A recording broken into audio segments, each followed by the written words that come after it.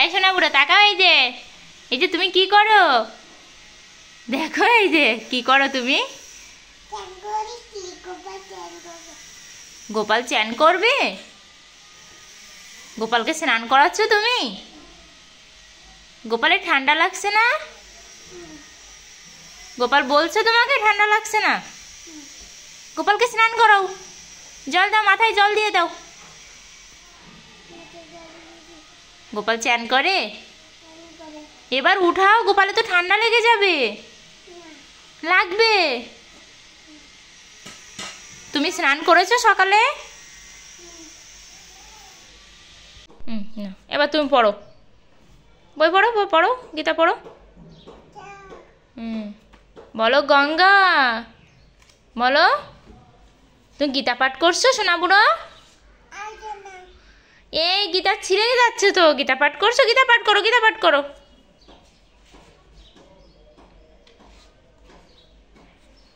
সে এখানে গীতা পাঠ করছে, একটু পরেই বলবে যে গীতা পড়া শেষ। দুষ্টু বল, তোর ঠান্ডা লাগবে না? তোর প্যান্ট পরা নেই, তোর কি অবস্থা? তোরে আমি ধুতে বলিছি ওইগুলো? তুই ধোয়া জিনিস বের করে আবার ধুচ্ছিস? লাঠি কি আনবো না রাখবি? রেখে দে। কি হলো? তোকে আমি কোনো কাজ করতে বলিছি? দাঁড়া, আমি লাঠি আনতেছি কিন্তু, দাঁড়া। তুই দুষ্টু করবি সব সময় তুই। আজকে তোর বাবা আসুক আবার।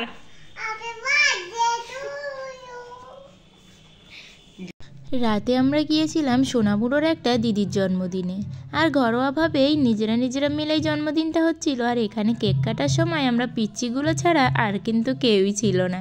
আর সোনাবুড়ো তো একাই কেক কেটে দিচ্ছিল, আর ওর দিদি বলছিল তোমরা হাত ধরো, কিন্তু আমি বললাম হাত ধরলে তোমার আর কেক কাটা হবে না। আর রাতে আমরা কেক কাটার পরে খাওয়া দাওয়া করেছিলাম, সেগুলো আর ভিডিও করতে মনে নেই। আর এখানে ওর দিদি তো কেক কাটা অলরেডি শুরু করে দিয়েছে। আর সোনাবুড়োর পার্টি স্প্রে দেওয়াতে তার এক্সপ্রেশনটা দেখতে কিন্তু একদমই ভুলবেন না। এই ছোট্ট ভিডিওটি ভালো লাগলে অবশ্যই লাইক কমেন্ট করবেন, আর আমার চ্যানেল থেকে দেখলে অবশ্যই সাবস্ক্রাইব করবেন, আর পেজ থেকে দেখলে ফলো করতে ভুলবেন না। তাহলে জন্মদিনের কেক কাটিংটা দেখে যান।